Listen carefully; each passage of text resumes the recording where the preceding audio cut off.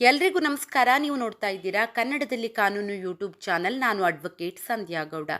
ನಾನಿವತ್ತು ಸುಪ್ರೀಂ ಕೋರ್ಟ್ನ ಒಂದು ತೀರ್ಪಿನ ಬಗ್ಗೆ ಈ ವಿಡಿಯೋದಲ್ಲಿ ತಿಳಿಸ್ತಾ ಇದ್ದೀನಿ. ಮನೆಯೊಳಗಿನ ಜಾತಿ ನಿಂದನೆಗೆ SC/ST ಆ್ಯಕ್ಟ್ ಅನ್ವಯವಾಗುತ್ತಾ?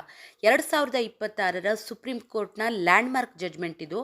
ಮನೆಯೊಳಗೆ ಅಥವಾ ಕುಟುಂಬದ ಜಗಳದ ವೇಳೆ ಜಾತಿ ನಿಂದನೆ ಮಾಡಿದರೆ ಅದು SC/ST ಆ್ಯಕ್ಟ್ ಅಡಿಯಲ್ಲಿ ಅಪರಾಧವಾಗುತ್ತಾ? ಸುಪ್ರೀಂ ಕೋರ್ಟ್ ಈಗ ಇದಕ್ಕೆ ಸ್ಪಷ್ಟ ಉತ್ತರವನ್ನು ಕೊಟ್ಟಿದೆ. Gunjan alias Girija Kumari versus NCT of Delhi. ಈ ಪ್ರಕರಣದಲ್ಲಿ 2026ರ ಮೇ 11ರಂದು ಸುಪ್ರೀಂ ಕೋರ್ಟ್ ಮಹತ್ವದ ತೀರ್ಪನ್ನು ನೀಡಿದೆ. ಈ ವಿಡಿಯೋದಲ್ಲಿ ನಾವು ಪ್ರಕರಣದ ಹಿನ್ನೆಲೆ ಏನು, ಕೋರ್ಟ್ ಏನು ಹೇಳ್ತು, ಪಬ್ಲಿಕ್ ವ್ಯೂ ಅಂದ್ರೇನು, ಯಾಕೆ FIR ರದ್ದಾಯಿತು ಮತ್ತು ಈ ತೀರ್ಪಿನ ಕಾನೂನು ಪರಿಣಾಮ ಏನು, ಎಲ್ಲವನ್ನ ಕೂಡ ಈ ವಿಡಿಯೋದಲ್ಲಿ ನೋಡ್ತಾ ಹೋಗೋಣ. ವಿಡಿಯೋ ನೋಡೋದಕ್ಕೂ ಮೊದಲು ಸಬ್ಸ್ಕ್ರೈಬ್ ಮಾಡಿಕೊಂಡು ವಿಡಿಯೋನ ನೋಡಿ ಅಂತ ಹೇಳ್ತಾ ವಿಷಯನ ಸ್ಟಾರ್ಟ್ ಮಾಡ್ತಾ ಇದ್ದೀನಿ. ಈ ಪ್ರಕರಣ ಒಂದು ಕುಟುಂಬದ ಆಸ್ತಿ ವಿವಾದದಿಂದ ಶುರುವಾಗಿದೆ. ಸಹೋದರರು ಮತ್ತು ಅವರ ಕುಟುಂಬ ಸದಸ್ಯರ ನಡುವೆ ಆಸ್ತಿ ವಿಚಾರವಾಗಿ ಜಗಳ ನಡೀತಾ ಇರುತ್ತೆ. 2021ರಲ್ಲಿ ಮನೆಯೊಳಗೆ ಒಂದು ವಾಗ್ವಾದ ನಡೆಯುತ್ತೆ. ಆ ಸಂದರ್ಭದಲ್ಲಿ ದೂರುದಾರರ ಪ್ರಕಾರ ಆರೋಪಿಗಳಲ್ಲಿ ಒಬ್ಬರು ಜಾತಿ ಆಧಾರಿತ ನಿಂದನೆ ಮಾಡಿದ್ದಾರೆ. ಅದರ ಜೊತೆ ಬೆದರಿಕೆ ಹಾಕಲಾಗಿದೆ, ಸುಳ್ಳು ಕೇಸ್ನಲ್ಲಿ ಸಿಲುಕಿಸುವುದಾಗಿ ಹೇಳಲಾಗಿದೆ ಎಂದು ಆರೋಪಿಸಲಾಯಿತು. ಈ ಹಿನ್ನೆಲೆ SC/ST ಆ್ಯಕ್ಟ್ನ ಸೆಕ್ಷನ್ 3 ಸಬ್ ಕ್ಲಾಸ್ 1 ಸಬ್ ಕ್ಲಾಸ್ R ಮತ್ತು 3 ಸಬ್ ಕ್ಲಾಸ್ 1 ಸಬ್ ಕ್ಲಾಸ್ S ಹಾಗೂ IPC ಸೆಕ್ಷನ್ 506 ಮತ್ತು ಸೆಕ್ಷನ್ 34ರ ಅಡಿಯಲ್ಲಿ FIR ದಾಖಲಾಗಿತ್ತು. ವಿಚಾರಣಾ ನ್ಯಾಯಾಲಯ ಹೇಳಿದ್ದು, ಪ್ರಾಥಮಿಕ ಸಾಕ್ಷಿಗಳಿವೆ, ವಿಚಾರಣೆ ನಡೆಯಬೇಕು ಅಂತ ಹೇಳಿ. ಅದಾದ ಬಳಿಕ ಆರೋಪಿಗಳು ದೆಹಲಿ ಹೈಕೋರ್ಟ್ಗೆ ಹೋಗ್ತಾರೆ. ಆದರೆ ದೆಹಲಿ ಹೈಕೋರ್ಟ್ ಕೂಡ ಪ್ರಕರಣವನ್ನ ರದ್ದು ಮಾಡಲು ನಿರಾಕರಿಸಿತು. ಚಾರ್ಜ್ ಸ್ಟೇಜ್ನಲ್ಲಿ ಮಿನಿ ಟ್ರಯಲ್ ಮಾಡೋದಿಲ್ಲ, ಸಾಕ್ಷಿಗಳ ಆಳವಾದ ಪರಿಶೀಲನೆ ಈ ಹಂತದಲ್ಲಿ ಸಾಧ್ಯವಿಲ್ಲ ಅಂತ ಹೇಳ್ತು. ಅದಾದ ನಂತರ ಪ್ರಕರಣ ಸುಪ್ರೀಂ ಕೋರ್ಟ್ಗೆ ಹೋಗುತ್ತೆ. ಈ ಪ್ರಕರಣದಲ್ಲಿ ನ್ಯಾಯಮೂರ್ತಿ ಪ್ರಶಾಂತ್ ಕುಮಾರ್ ಮಿಶ್ರಾ ಮತ್ತು ನ್ಯಾಯಮೂರ್ತಿ NV ಅಂಜಾರಿಯಾ ಅವರ ಪೀಠ ವಿಚಾರಿಸುತ್ತೆ.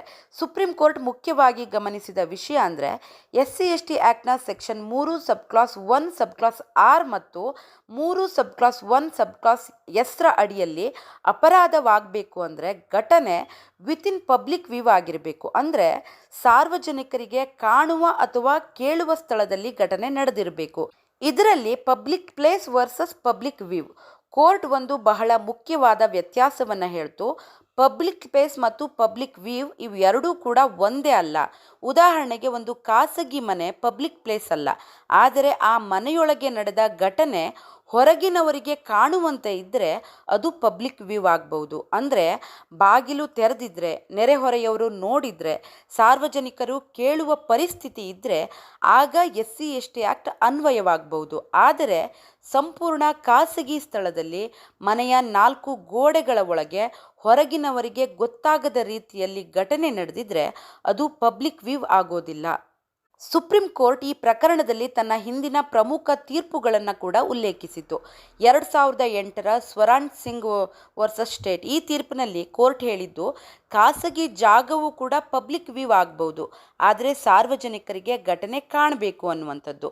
ನೆಕ್ಸ್ಟು 2020ರ Hitesh Varma versus state of ಉತ್ತರಾಖಂಡದ್ದು.